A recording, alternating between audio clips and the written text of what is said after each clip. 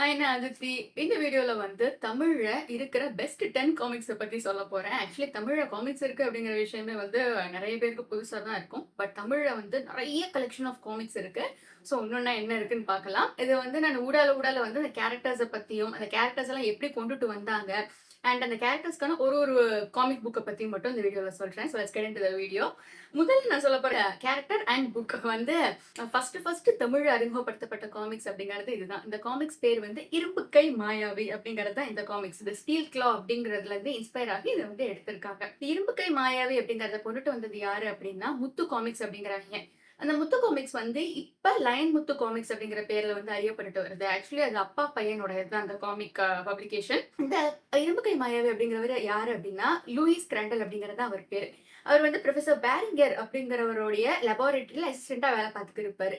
ஒரு தடவை நடந்த ஒரு விபத்துல அவருடைய ரைட் ஹேண்ட இழந்துடுறாரு. இழந்ததுக்கு அப்புறமா அதுக்கு ஹேண்டுக்கு பதிலா ப்ராஸ்தட்டிக் ஹேண்ட ஃபிட் பண்ணிக்கிறாரு. இன்னொரு ஆக்சிடென்ட் நடக்குது. ஒரு ஹை வோல்டேஜ் கரண்ட் அவருடைய உடம்புல பாஸ் ஆகுறது மூலமா அவர் வந்து மொத்தமாவே டிஸப்பியர் ஆகுறாரு. அவருடைய ப்ராஸ்தட்டிக் ஹேண்ட் மட்டும் தான் வெளியே தெரியுது. அதை யூஸ் பண்ணி அவர் வந்து இனிஷியலி நிறைய கிரிமினல் ஆக்டிவிட்டீஸ் எல்லாம் பண்ணி நிறைய தப்பு தப்பான செயல்கள் எல்லாம் பண்றாரு. ஆனா ஒரு கட்டத்துக்கு அப்புறம் அவர் வந்து மனசு திருந்தி ஒரு பாசிட்டிவான ஒரு ஆளா மாறி ஷேடோ ஸ்குவாட் அப்படிங்கிற ஆர்கனைசேஷன்ல ஜாயின் பண்றாரு. ஆக்சுவலி அவர் பண்ண தப்புகளுக்கெல்லாம் வந்து காரணமா என்ன சொல்றாங்கன்னா, ஹை வோல்டேஜ் கரண்ட் அவருடைய பாடியில பாஸ் ஆச்சு இல்லைங்களா? சோ அதனால அவர் கொஞ்சம் டிஸ்டர்ப் ஆயிட்டாரு அப்படின்னு சொல்றாங்க. அந்த ஆர்கனைசேஷன்ல சேர்ந்ததுக்கு அப்புறம் அவருக்கு வந்து இன்னும் நிறைய அடிஷனலான பவர்ஸ் கிடைக்குது. அவர் வந்து நிறைய விஷயங்கள் பண்றதுக்காக போறாரு. என்னெல்லாம் பண்றாரு? அவருக்கு வந்து கடைசியில அவருக்கு என்ன ஆகுது அப்படிங்கறது தான் வந்து இந்த காமிக்ஸ் உடைய மொத்த கதை. அவருடைய இதுல ஒரே ஒரு கதை மட்டும் நான் சொல்றேன். ஹை ப்ரொஃபைல் கிரிமினலை வந்து கொலை பண்ணணும் அப்படின்னு சொல்லி இவரை வந்து அனுப்பி வச்சிருப்பாங்க. பட் இவர் வந்து டிஃபீட் பண்ண போற ஆள் யாரு அப்படின்னா, அவரும் வந்து இவர மாதிரியே ஒரு சயின்டிஸ்ட் டர்ன்ட் கிரிமினல் அந்த மாதிரி. சோ 2 பேருக்கும் நடுவுல இவர் என்னென்ன டெக்னிக் யூஸ் பண்றாரோ அதெல்லாம் அவருக்கு தெரியும். இதெல்லாம் வந்து தாண்டி எப்படி வந்து இவர் வந்து சால்வ் பண்ணி வெற்றிகரமா வெளியே வர்றாரு அப்படிங்கிறது தான் இந்த கதையுடைய எண்டிங். சோ இதுதான் வந்து ஃபர்ஸ்ட் கேரக்டர். ரெண்டாவது நான் சொல்ல போற கேரக்டர் வந்து வீரச்சிறுவன் தோர்கள் அப்படிங்கிற கேரக்டர். இதுக்கு வந்து ஒரு பேக் ஸ்டோரி சொல்றாங்க. அதாவது ஒரு இடத்துல வந்து 2 ராஜாக்கள் இருக்காங்க. ஒரு நாகராஜா, ஒரு குள்ள ராஜா 2 பேர் இருக்காங்க. 2 பேரும் ஒரு நாள் வந்து ஒரு செஸ் போட்டி வச்சுக்கிறாங்க. போட்டி வந்து வச்சு அந்த பந்தயமா வச்சு ஆடுறாங்க. அப்ப வந்து குள்ளராஜா நாகராஜா கிட்ட தோத்து போயிடுறாரு. சோ நாகராஜா வந்து கேக்குறாரு, இன்னையில இருந்து நீ எனக்கு அடிமை. நீ உன் நாட்டு மக்கள் எல்லாருமே எனக்கு அடிமை தான் அப்படிங்கிறப்ப, ஐயோ அப்படி எதுவும் பண்ணிடாதீங்க. சாதாரண விளையாட்டு தானே இது அப்படின்னு உடனே அவர் வந்து சரி, நான் வந்து உன்னை அடிமையாக்க மாட்டேன். உனக்கு 30 நாள் டைம் தரேன். இந்த உலகத்திலே இல்லாத ஒரு உலோகத்துல இருந்து நீ வந்து எனக்கு ஒரு பதக்கத்தை செஞ்சு கொண்டுட்டு வரணும் அப்படின்னு சொல்றாரு. உலகத்துல இல்லாத உலோகமா? உலோகம் அப்படிங்கிறது மெட்டல். எங்கிட்டு போய் தேடுறது அப்படின்னு யோசிக்கிறப்ப 30 நாள் டைம் குடுத்துடுறாரு அவரு. குள்ளராஜா வந்து அவருடைய அமைச்சர் கிட்ட சொல்றாரு. அமைச்சரும் வந்து சரி ராஜா நான் வந்து அப்படியே போய் தேடிட்டு வர்றேன். நம்ம வந்து அடிமையாலாம் போக மாட்டோம் அப்படின்னு சொல்லிட்டு தேடிட்டு வர்றாரு. கிட்டத்தட்ட ஒரு 29 நாள் ஆயிருது. எங்கேயுமே எதுவுமே கிடைக்க மாட்டேங்குது. அப்ப வந்து அவர் வந்து தோர்கள் அப்படிங்கிற ஒரு சின்ன பையன பாக்குறாரு. அந்த பையன் யாரு அப்படின்னா, அந்த பையன் வந்து ஒரு வயல்வெளியில சாதாரணமா ஓரமா உட்கார்ந்திருக்கான் அந்த பையன். அந்த பையன் கழுத்துல வந்து ஒரு டாலர் இருக்கு. அந்த டாலர் வந்து இதுவரைக்கும் அவர் வந்து வாழ்க்கையிலே பார்க்காத ஒரு உலோகம். சோ இதுவா தான் இருக்கும் அப்படின்னு சொல்லிட்டு, "நீ என் கூட வா" அப்படின்னு சொல்லி இந்த பையன கூட்டிட்டு போறாரு. "இந்த பதக்கத்த மட்டும் நான் எடுத்துக்கிறேன்" அப்படிங்கிறப்ப, அந்த பையன் "சரிங்க எடுத்துக்கங்க" அப்படிங்கிறாரு. ஆனா இது வந்து நாகராஜாவுக்கு தெரிஞ்சு அவர் தான் வந்து ஆளுங்கள அனுப்பிருவார்ல புடுங்கறதுக்காக. சோ இவங்க வந்து நிறைய தடைகளெல்லாம் தாண்டி வந்து வர்றாங்க. கடைசி அந்த பதக்கம் வந்து போய் சேர்ந்துச்சா, இவங்க அடிமையாகாம தப்பிச்சாங்களா அப்படிங்கிறது தான் கதை. இந்த வீரச்சிறுவன் தோர்களுடைய பேக் ஸ்டோரியையும் இதிலேயே சொல்லியிருப்பாங்க. ஒரு கடல்ல வந்து ஒரு பெரிய கப்பல் பேக்கு இருக்குது. ஒரு பெரிய சூறாவளி வந்துருது. அப்ப வந்து அந்த சொல்றாங்க. அதாவது கடல்ல வந்து யாரையாவது ஒருத்தர வந்து நம்ம பலி குடுத்துருவோம். பலி குடுத்துட்டா வந்து இந்த கடல் மாதா வந்து சாந்தம் அடைஞ்சுருவாங்க அப்படின்ன உடனே, யார பலி குடுக்கறது அப்படின்னு சொல்லிட்டு அங்க ஒரு பெரிய பஞ்சாயத்தே போயிட்டு இருக்கும். அப்ப வந்து ஒரு பெரிய சூறாவளி அடிச்சு ஓஞ்ச உடனே வந்து போய் பார்க்குறாங்க எல்லாரும். அந்த இடத்துல வந்து ஒரு சின்ன குழந்தை கிடைக்குது இவங்களுக்கு. இந்த குழந்தை வந்து கடலே குடுத்ததுனால, இத வந்து கடல் தேவதையோட குழந்தை அப்படின்னு சொல்லி அந்த குழந்தைய வளர்க்குறாங்க. இவங்க கரைக்கு வந்ததுக்கு அப்புறம் அந்த குழந்தைய வந்து ஒரு கூண்டுல வச்சு தான் கடல்ல குடுத்துருப்பாங்க. அதாவது கடல்ல கிடைக்கும் இவங்களுக்கு. அந்த கூண்டுக்குள்ள இந்த பதக்கம் இருக்கும். சோ இப்படித்தான் இவர் வந்து கடல் தேவதையோட மகனா இருக்காரு இவரு. இவருக்கு வந்து நெறைய அதிசய சக்திகள்லாம் இருக்கும். அந்த சக்திகள் எல்லாம் அவர் எப்படி யூஸ் பண்றாரு அப்படிங்கிறது இந்த சீரிஸ்ல அடுத்தடுத்து சொல்லியிருப்பாங்க. சோ 2வது புத்தகம் வந்து வீரச்சிறுவன் தோன்றல். 3வது நான் சொல்லப் போற புத்தகம் வந்து மாயமாக மறைந்த விமானம் அப்படிங்கிறது. இதுல வந்து ஃபேண்டம் அதாவது மாயாவி அப்படிங்கிற ஒரு கேரக்டர பத்தி இதுல சொல்லியிருப்பாங்க. சார்லஸ் அப்படிங்கிறவரு ஒரு ராஜா. அவருக்கு வந்து ராய் அப்படின்னு சொல்லிட்டு ஒரு பைலட் இருப்பாரு. சார்ல்ஸ் ராஜாவுக்கு வந்து விமானங்கள் மேல பயங்கர கிரேஸ். நெறைய ஏரோப்ளேன்ஸ் வாங்கிக்கணும். எல்லாத்தையும் நானே வச்சுக்கணும் அப்படின்னு ஆசைப்படுற ஒரு ஆள் அவரு. ஆசைய தெரிஞ்ச உடனே இந்த ராய் வந்து ஒரு நாள் ராஜாவ விமானத்துல கூட்டி போய்க்கிருக்கப்ப, புடிச்சுட்டு ஓட்டுற மாரி ஓட்டுவாரு. "என்ன நீ சாவடிக்க பார்க்குறியா?" அப்படின்னு சொல்லி அவர் வந்து ராய உடனடியா பணி நீக்கம் செஞ்சர்றாரு. ராய் வந்து எப்படியாவது இந்த ராஜா கிட்ட இருந்து பணத்த வாங்கணும். எப்படியாவது இந்த ராஜாவ வந்து மனச மாத்தணும் அப்படின்ற பிளான்ல ஒரு 10 விமானங்கள கடத்துறாங்க. அதாவது இந்த விமானத்துல இருக்கிற பேசஞ்சர்ஸ் எல்லாரையுமே இறக்கி விட்டுட்டு, இந்த விமானங்கள தூக்கிட்டு வந்துர்றாங்க. வந்து எங்க நிறுத்துறாங்க அப்டின்னா, இந்த ராஜாவுடைய லேண்ட்ல தான் நிறுத்தியிருக்காங்க எல்லா விமானங்களையுமே. அப்ப ராய் வந்து போய் சார்ல்ஸ் ராஜா கிட்ட பேரம் பேசுறாரு. "இங்க பாருங்க இதெல்லாம் கொண்டுட்டு வந்த விமானம். ஆனா அதுக்குள்ள வந்து இந்த விமானங்கள்லாம் காணா போற விஷயம் வந்து பத்திரிகைகளுக்கெல்லாம் தெரிஞ்சிருது. எல்லாரும் வந்து இஷ்டத்துக்கு எழுதுறாங்க. யாருமே வந்து சரியான ஒரு பதில் சொல்ல மாட்டேங்கிறீங்க. என்ன நடக்குதுன்னே தெரிய மாட்டேங்குது. பொதுமக்கள்லாம் பயங்கர கொந்தளிப்புல இருக்காங்க." அப்படி இருக்கிறப்ப இவர் வந்து ராய் வந்து ஒரு பேரம் பேசி சார்ல்ஸ் ராஜா கிட்ட குடுக்குறாரு. சார்ல்ஸ் ராஜா அத விட கிளவரா ஒண்ணு யோசிக்கிறாரு. நான் ராய்க்கு பணம் குடுக்கணும். அப்ப இன்னொரு பிளான என்ன பண்ணலாம் அப்படின்னா, இவர் சார்ல்ஸ் ராஜா வந்து எல்லா விமானங்களுக்கும் ஒரு மில்லியன் அப்படிங்கிற ஒரு ரேட் ஃபிக்ஸ் பண்ணிட்டு, விமானங்களோட கம்பெனிய கான்டாக்ட் பண்றாரு. "இங்க பாருங்க கடத்தல்காரங்க எல்லாம் வந்து விமானத்த என் இடத்துல தான் விட்டுட்டு போயிருக்காய்ங்க. உங்களுக்கு நான் விமானத்த குடுத்துடுறேன். ஆனா நீங்க எனக்கு 10 மில்லியன் பணம் தரணும்" அப்படின்னு சொல்லிடுறாய்ங்க. உடனே வந்து அந்த விமான கம்பெனிக்காரங்க, "ஐயய்யோ! எப்படி இவனுக்கு போய் பணம் தர்றது? என்ன இவன் மிரட்டிக்கிருக்கான்?" அப்படின்னு சொல்லிட்டு மாயாவி அப்படிங்கிறவர கூப்பிடுறாங்க. அவர் தான் அந்த ஹீரோ கேரக்டர். அந்த மாயாவி யாரு அப்படின்னா, நியாயத்துக்காக சண்டை போடுறவரு, இன்னோசன்ஸ் எல்லாம் பாத்துக்கிறவரு, பிளஸ் அவருடைய சந்ததியே வந்து கிட்டத்தட்ட ஒரு 20 ஜெனரேஷன்ஸா கிரைம்க்கு எகெயின்ஸ்டா ஃபைட் பண்ணிக்கிட்டு இருந்தாங்க. அந்த மாயாவி வர்றாரு. அவர் வந்து தனக்கு வந்து அவர் 2 அனிமல் கம்பேனியன்ஸ் வேற அவருக்கு இருக்கும். அதாவது டெவில் அப்படின்னு சொல்லிட்டு ஒரு உல்ஃபும், ஹீரோ அப்படிங்கிற ஒரு ஹார்ஸும் இருக்கும். அதாவது அனிமல் கம்பேனியன்ஸ கூட்டிட்டு வர்றாரு. சார்ல்ஸ் ராஜா கிட்ட என்ன பேசுறாரு? என்ன சண்டை நடக்குது? அதுக்கப்புறம் அவங்களுக்கு அந்த விமானங்கள் கிடைச்சுச்சா? அப்படிங்கிறது தான் மீதி கதை. அடுத்த கதை வந்து அதிசய தீவில் ஆர்ச்சி அப்படிங்கிற கதை. ஆர்ச்சி அப்படிங்கிறவர் வந்து ஒரு ரோபோட்டுங்க. அவர் வந்து ஒரு மெக்கானிக்கல் மேன் அப்படின்னு சொல்லுவாங்க. ஆர்ச்சி வந்து நெறைய நல்ல விஷயங்கள் பண்ணும். ஆர்ச்சி எந்த மாரி பண்ணும் அப்படின்னா, இந்த காணாம போன பொருட்கள கண்டுபிடிக்கிறது, இந்த விலை உயர்ந்த நகைகள் எல்லாம் வந்து கடத்தி வச்சிருப்பாங்க இல்லைங்களா? அவங்களெல்லாம் வந்து புடிச்சு தண்டிச்சு அந்த நகைய வந்து திருப்பி மீட்டுட்டு வர்றது. இந்த மாதிரி விஷயங்கள்லாம் பண்ணக்கூடியது தான் ஆர்ச்சி. ஆர்ச்சி வந்து இந்த கதையில என்ன பண்ணும் அப்படின்னா, தாமஸ் விக்டர் அப்படின்னு சொல்லி 2 சயின்டிஸ்ட்ஸ் இருப்பாங்க. அவைங்க வந்து கோட்டை அப்படிங்கிற ஒரு மிஷின் மூலமா அது வந்து ஒரு டைம் டிராவல் மிஷின். அது மூலமா டைம் டிராவல் பண்ணி போய்க்கிருப்பாங்க. கதையோட ஆரம்பம். அதாவது எப்படி அவங்க அதிசய தீவுக்கு போனாங்க அப்படிங்கிறது தான் கதையோட முதல் பகுதி. அதாவது ஆரம்பத்துல வந்து அவங்க 2 பேருமே அதாவது இந்த தாம்சனும், விக்டரும் வந்து அப்பாடா நல்ல வேளை நம்ம வந்து 20ஆம் நூற்றாண்டுக்கு வந்துட்டோம் அப்படின்னு சொல்லி டைம் டிராவல் மிஷின்ல இருந்து இறங்குறப்ப தான் பாக்குறாங்க. வினோதமான ஒரு இடமா இருக்கு. ரைட் நம்ம வந்து 20ஆம் நூற்றாண்டுக்கு வரல அப்படின்னோனே அவங்க வந்து 93, 94 அந்த மாதிரி ஒரு இடத்துல வந்து இறங்கியிருப்பாங்க. அந்த இடத்துல வந்து மனிதர்களே இருக்க மாட்டாங்க யாருமே. ஒரு தீய சக்தி வந்து எக்ஸ்ரே மூலமா ஒரு பவர்ஃபுல்லான ரேஸ் மூலமா இவங்க எல்லாரையுமே கொல்ல ட்ரை பண்ணுது. ஓடி தப்பிச்சுக்கிட்டு இருக்கப்ப தான், கடலுக்கு அடியில ஒரு அதிசய நகரமும், தீவும் இருக்கிறத பார்க்குறாங்க. அதாவது ஏன் அதிசயம் அப்டின்னா, மேல தான் இவங்க முழுக்க ஆக்குபை பண்ணிட்டாங்க. இல்ல தப்பிக்கிறதுக்காக அவங்க வந்து கீழ வந்து ஒரு செட்டப் ரெடி பண்ணி, மக்கள் எல்லாருமே கீழ வாழ்ந்துகிட்டு இருக்காங்க அப்படிங்கிற விஷயம் தெரியுது. கடைசில அவங்க வந்து அங்கருந்து மீண்டு வெளிய வந்தாங்களா? அப்படிங்கிறது அந்த அதிசய தீவில் ஆட்சியுடைய கதை. அடுத்ததா நான் சொல்லப் போற கதை வந்து டெக்ஸ் வில்லர் அவர்களுடைய கதை. டெக்ஸ் வில்லர் அப்படிங்கிறவர் வந்து நவாஜோ ட்ரைப் அப்படிங்கிற ஒரு ட்ரைபுடைய சீஃபா இருப்பாரு. பிளஸ் அவர் வந்து ஒரு இந்தியன் ஏஜென்ட்டாவும் காட்டியிருப்பாங்க அவர. ஆரம்பத்துல வந்து டெக்ஸ் வில்லரும் அவர் கூட கார்சன் அப்படின்னு சொல்லிட்டு ஒருத்தர் இருப்பாங்க. 2 பேரும் வந்து பேசிட்டே நடந்து போயிட்டு இருப்பாங்க. அப்ப அவங்களுக்கு வந்து ஜிம் பிராண்டன் அப்படிங்கிற ஒரு கர்னலுடைய கடிதம் கிடைக்குது அவங்களுக்கு. கடிதத்துல வந்து என்ன எழுதியிருக்கு அப்படின்னா, எக்ஸ்பெடிஷனுக்கு போன ஒரு குழு அதாவது ஒரு ஆராய்ச்சிக்கு போன ஒரு குழுவையே காணோம். குழுவ எப்படியாவது தேடி கண்டுபிடிச்சு குடுங்க. அவசரமா என்னைய வந்து பாருங்க அப்படிங்கிறது தான் வந்து அந்த லெட்டர்ல எழுதியிருக்கும். இவையில வந்து ரைட் நமக்கு வேலை வந்துருச்சு அப்படின்னு சொல்லிட்டு போவாய்ங்க. அந்த கர்னல பார்க்கறதுக்காக போவாய்ங்க. அப்ப வந்து சரி சில விஷயங்கள்லாம் அவங்க தெரிஞ்சுக்கிறாங்க. தெரிஞ்சுக்கிட்டு வந்து சரி நம்மளும் போலாம் அப்படின்னு சொல்லிட்டு அவங்க வந்து வைக்கிங்ஸ் அப்படிங்கிற ஒரு குழு வாழற ஒரு இடத்துக்கு போவாங்க. அவங்க வந்து இந்த மாடர்ன் வே ஆஃப் லிவிங்க்கெல்லாம் கஷ்டமே ஆகாத மனிதர்கள். அதாவது பழைய காலத்திலே வாழற ஒரு மனிதர்கள். அவங்களுக்கு வந்து மாடர்ன் லைஃப்னா என்ன அப்படின்ட்டே தெரியாது. இது அவங்களுக்கு தேவையும் படாது அப்படிங்கிறது தான் உண்மை. ஆரம்பத்திலே வந்து எல்லாரும் சொல்றாங்க, சரி அவங்க தான் வந்து உங்க டீம புடிச்சு வச்சிருக்கணும். ஆனா நீங்க அவங்க கிட்ட போனீங்கன்னா தப்பிச்சு வர்றது வந்து சாதாரண விஷயமெல்லாம் ஒண்ணும் கிடையாது. ரொம்பவே கஷ்டம் அப்படின்னு சொல்றாங்க. ஆனாலும் வந்து டெக்ஸ் வில்லர் வந்து போறாரு. போய் மீட்டுட்டு வந்தாரா?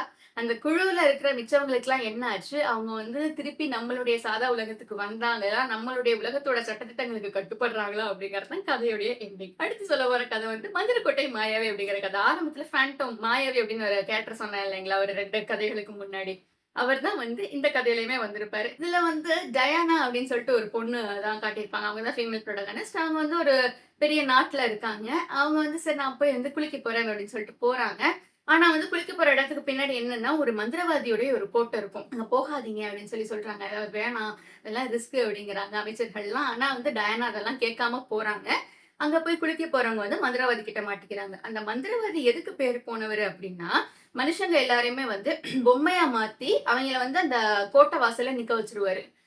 அவர் வந்து மனுஷங்கள பொம்மையா மாத்துற சக்தி உள்ளவரா? அப்படின்னு சொல்லி எல்லாருமே வந்து இனிஷியலி வியந்து பார்க்குறாங்க. ஆனா ஒரு கட்டத்துக்கு அப்புறம் அவரு எல்லா மனிதர்களையும் தூக்க ஆரம்பிச்சதுக்கு அப்புறம் எல்லாருமே பயமாகி யாருமே அந்த பக்கம் போறதே கிடையாது. இந்த புள்ள வந்து தைரியமா போகுது. போனதுக்கப்புறம் மந்திரவாதி வந்து டயனாவையும் தூக்கிர்றாரு. டயனாவ காப்பாத்துறதுக்காக தான் மாயாவி வர்றாரு. ஃபேண்டம் ஸ்டார்ட்டிங்ல சொன்ன கேரக்டர். அவர் வந்து வர்றாரு. மனிதர்கள கடத்தியிருக்கிறது என்னமோ உண்மதான். ஆனா வந்து பொம்மைய யாரையுமே அவர் மாத்தல. சும்மா அந்த மாரியே இருக்கிற பொம்மைகள செஞ்சு இவங்கள மிரட்டுறதுக்காக வாசல்ல நிக்க வச்சிருக்காரு. அந்த மனிதர்கள் எல்லாம் வந்து அடிமையா மாத்தி தனக்கு வேலை செய்யறதுக்காக யூஸ் பண்ணிக்கிருக்காரு அப்படிங்கிறத தெரிஞ்சுக்கிறாங்க. லேட்டர் ஆன் வாட் ஹேப்பன்ஸ் அவர் வந்து டயானாவ மீட்டு வந்தாரா அப்படிங்கிறது தான் மீதி கதை. அடுத்த கதை வந்து கூலிப்படை அப்படின்னு ஃபிளாஷ் கார்டன் அவர்களுடைய கதை. ஃபிளாஷ் கார்டன் அப்படிங்கிற கேரக்டர் வந்து ஒரு அத்லட்டுங்க. ஒரு பயங்கரமான அட்வென்ச்சரர். அவருக்கு வந்து டேல் அப்படின்னு சொல்லிட்டு ஒரு லவ்வர் இருப்பாங்க. ஹான்ஸ் அப்படிங்கிற ஒரு சயின்டிஸ்ட் ஃப்ரெண்டும் வந்து இந்த ஃபிளாஷ் கார்டனுக்கு இருப்பாரு. இந்த ஃபிளாஷ் கார்டன் வந்து எதுக்காக இந்த மிஷனுக்கு போறாரு அப்படின்னா, இது வந்து ஒரு வேற்று கிரகங்கள்ல நடக்கிற ஒரு மிஷன் மாதிரி இத காட்டியிருப்பாங்க. அதாவது மாங்கோ அப்படின்னு சொல்லிட்டு ஒரு கோள் இருக்கும். அந்த கோள்ல வந்து ஓரன் அப்படின்னு சொல்லிட்டு ஒரு மாவீரன் இருப்பாரு. அந்த மாங்கோ கோளுடைய ஒரிஜினல் ராஜாவான மிங் அப்படிங்கிறவரு ஒரு கொடுங்கோலன். அவர வந்து கஷ்டப்பட்டு பல போர்களையும், கஷ்டங்களையும் சந்திச்சு தான் அவர வந்து ஓவர் த்ரோ பண்ணி அடுத்த ரூலர் வந்து அங்க உட்கார்ந்துட்டு இருப்பாங்க. ஆனா போனாரு இல்லைங்களா, அந்த மிங் வந்து தன்னோட ஒரு பெரிய புதையல புதைச்சு வச்சிருக்காரு ஏதோ ஒரு இடத்துல. அந்த புதையல வந்து ரிட்ரீவ் பண்றதுக்காக மிங்கும் வர்றாரு, இவங்களும் போறாய்ங்க. சோ யாருக்கு அந்த புதையல் கிடைக்குது? அந்த புதையல் வந்து நெறைய டெக்னிக்கலா ஒழிச்சு வச்சிருப்பாங்க. அதாவது இந்த சயின்டிஃபிக் இதெல்லாம் யூஸ் பண்ணி இன்கேட் லாக் பண்ற மாரி, இத தொறந்தா தண்ணி கொட்டுற மாரி, தண்ணி கொட்டுறதோட சேர்த்து அனிமல்ஸ் எல்லாம் வர்ற மாதிரி, இந்த மாரிலாம் நெறைய விதவிதமா ட்ராப் பண்ணி வச்சிருப்பாங்க. அதெல்லாம் தாண்டி வந்து நம்மளுடைய ஃபிளாஷ் கார்டன் வந்து மீட்டாரா அப்படிங்கிறது தான் வந்து கதையுடைய எண்டிங். அடுத்தது நான் சொல்ல போற கதை வந்து மரண வியாபாரி அப்படிங்கிற கதை. இது வந்து நம்ம எல்லாருக்குமே ரொம்பவே பரிச்சயமான ஜேம்ஸ் பாண்ட் 007 அப்படிங்கிறவருடைய கதை. ஜேம்ஸ் பாண்ட் வந்து இனிஷியலி மூவிஸ்ல தான் அறிமுகப்படுத்துனாங்க. மூவிஸ்ல இருந்து தான் இவர வந்து புத்தகங்களுக்கே கொண்டுட்டு வந்திருக்காங்க. இது ஜேம்ஸ் பாண்ட் கேரக்டர் வந்து நெறைய ரியல் லைஃப் இன்ஸ்பிரேஷன்ஸ் எடுத்ததா சொல்லுவாங்க. அந்த ஜேம்ஸ் பாண்ட் கேரக்டருக்கு. அதாவது இந்த மாதிரி இருந்த நெறைய டிடெக்டிவ் ஏஜென்ட்ஸ்ல இருந்து ஒரு கேரக்டர் எடுத்து தான் அந்த மொத்த கேரக்டர்ஸும் சேர்ந்து இப்படி ஒரு அறிவாளியான ஒரு மனிதர் இருந்திருக்காரு அப்படிங்கிறத உருவாக்கியிருக்கோம் அப்படின்னு சொல்லுவாங்க. இவர் வந்து இந்த மரண வியாபாரி அப்படிங்கிறவர் யாரு அப்படின்னா, இல்லீகலா வந்து வெப்பன் சப்ளை பண்றவரு. இந்த விஷயம் வந்து சொல்றதுக்காக ஜேம்ஸ் பாண்ட வந்து ஒருத்தர் கூப்பிடுறாரு. ஸோ அவர் மூலமா வந்து ஆலிஸ்டர் அப்படிங்கிற ஒருத்தர் தான் வந்து இந்த டீட்டெயில்ஸ் எல்லாம் வச்சிருக்கிறவரு அப்படின்னு சொல்லிட்டு அவர பார்க்கறதுக்காக போறாங்க. அவங்க போற நேரம் ஆலிஸ்டர் இறந்து போயிடுறாரு. ஆலிஸ்டருக்கு வந்து ஜேன் அப்படின்னு சொல்லிட்டு ஒரே ஒரு செக்ரட்டரியேட் மட்டும் இருப்பாங்க. அந்த செக்ரட்டரி வந்து நெறைய விஷயங்கள் தெரியும் அவங்களுக்கு. ஸோ அவங்கள வந்து தன்னுடைய புரொடெக்ஷன்ல வந்து ஜேம்ஸ் பாண்ட் எடுத்துப்பாரு. பத்திரமா அந்த பொண்ண வந்து பாதுகாத்து வச்சுட்டு இருக்க அதே சமயத்துல, அந்த பொண்ணு நெறைய இன்ஃபர்மேஷன்ஸும் வந்து பாண்ட் அவர்களுக்கு குடுக்கும். இந்த இன்ஃபர்மேஷன்ஸ் எல்லாத்தையும் வச்சு அவங்க வந்து தன்னுடைய அந்த மரண வியாபாரி கிட்ட இருந்து தப்பிச்சாங்களா? மரண வியாபாரி யாரு? அவருக்கு எப்படி இந்த இல்லீகல் வெப்பன்ஸ் எல்லாம் கிடைச்சுச்சு? அப்படிங்கிற ருசிகரமான சம்பவங்கள்லாம் வந்து இந்த கதையில சொல்லியிருப்பாங்க. ஸோ இது வந்து எப்படின்னா, ஜேம்ஸ் பாண்ட் அப்படின்ற கேரக்டர் வந்து 1962ல ஃபர்ஸ்ட் இன்ட்ரோடியூஸ் பண்ணியிருக்காங்க.